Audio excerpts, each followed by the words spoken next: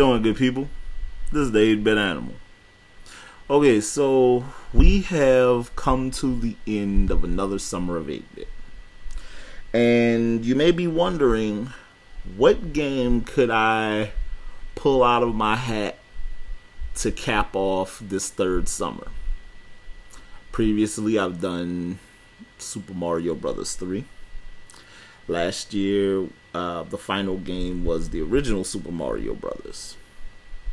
Well, this year I decided to do a departure from the Mario titles. And I figured I would follow up my talking about, several games that I haven't liked this summer. Because I've talked about a lot of games I didn't like this summer. And some games that I really enjoyed. I talked about those this summer as well. But I figured I would end everything with the sequel to what I consider to be arguably the best pure action game released on the NES. And this title really needs no introduction. Matter of fact, all you really need to describe this game is a single sound.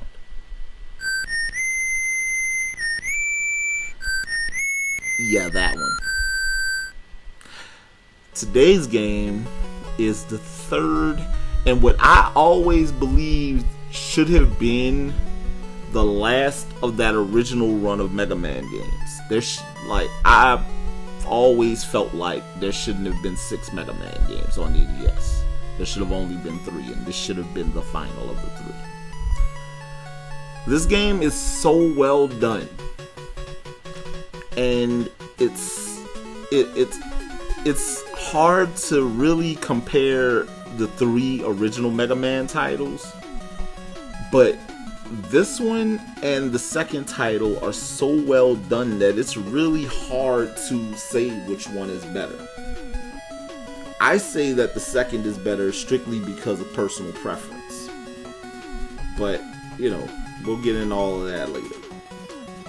Ladies and gentlemen, I present for your consideration the final game of the summer of 8-Bit 3.0, Mega Man 3.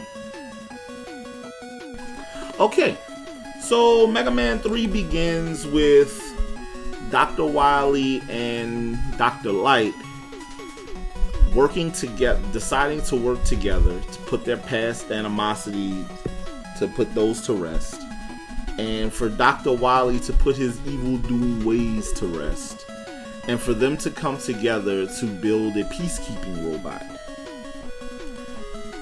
And in order to do this, Mega Man has to venture out and take on 8 new robot masters who have decided to set up shop in these 8 different areas again.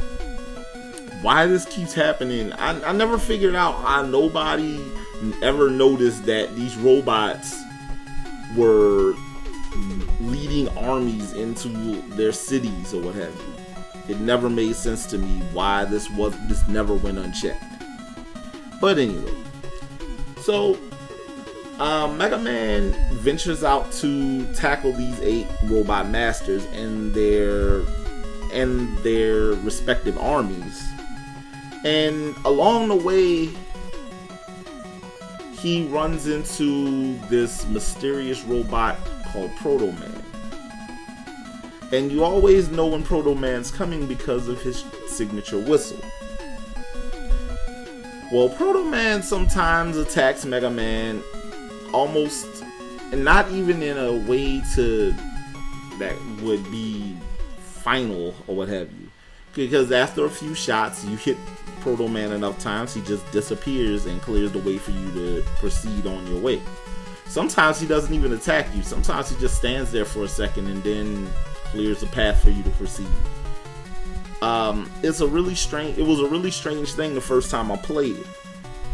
But as you play further into the game, you find out the truth that Proto Man is actually Mega Man's brother. And that was an incredible plot twist, considering that Mega Man's a robot, that he's not a real boy.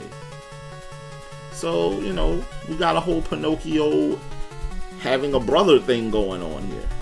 And it's cool. I'm okay with it. I'm okay with the robot having a brother. Rock got a brother. Cool. Okay, Proto Man, let's go. But anyway, just like in previous Mega Man games, there's a particular path you can take through this game, where as you beat certain bosses with certain powers, certain enemies are weaker against certain weapons, you know, stuff like that. Like, for instance, the top spin is incredibly effective against Shadow Man. I believe, I'm trying to remember, but I believe the Magnet Man's weapon is effective against Hard Man. I'm trying to remember this because, yeah, the last time I played Mega Man 3 kicked my butt. But anyway, after you beat the original Ape, you have to take on Dr. Wily again in his castle. Some of the bosses from Mega Man 2 return, yada yada yada. Mega Man 3, for everything that it introduces to this game, Proto Man, and, you know, more variety as far as Rush is concerned. Mega Man 3 actually also introduces the slide, which is the first time you were able to slide. It actually makes Mega Man far more mobile than he has been. You don't see the Mega Buster until Mega Man 4, but in Mega Man 3 was actually one of those it marked a really big jump in Mega Man's playability and his controls. But that doesn't necessarily add anything phenomenally new to the gameplay. They put low passages in the game, so they had to introduce a way to go through those low passages. It's pretty simple. It's functional. It's not gimmicky. Familiar items like energy tanks return. Unfortunately, some of the stuff that was introduced, some of those side weapons that were introduced in the first Mega Man title, they again didn't return. We never see them again, like stuff like the magnet beam and stuff like that. It never returned. But that doesn't matter. This game, with all of its parts in place, is just as good as Mega Man 2. Sound-wise, sonically, Mega Man 3 might have one of the best soundtracks on the NES, bar none. I say that a lot about Capcom games. Oh well. But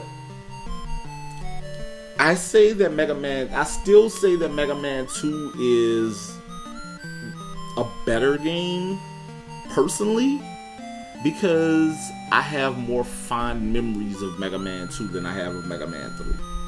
So it's a personal preference thing. But mechanically, Mega Man 3 is a work of art. And it's right up there. If Mega Man 2 is the best action game on the NES, then Mega Man 3 is either a very close second or they tie. Because both titles are utterly amazing. And you owe it to yourself to either get yourself a cartridge of Mega Man 3, find a copy of Mega Man Anniversary Collection, or get the Virtual Console version on the 3DS or the Wii U. Whatever you have to do, you need to play Mega Man 3. It's a bucket list game. I'll just put it like that. This has been fun. I've enjoyed talking to you guys again this summer. This has been the 8-Bit Animal. I'll catch you beautiful people next time.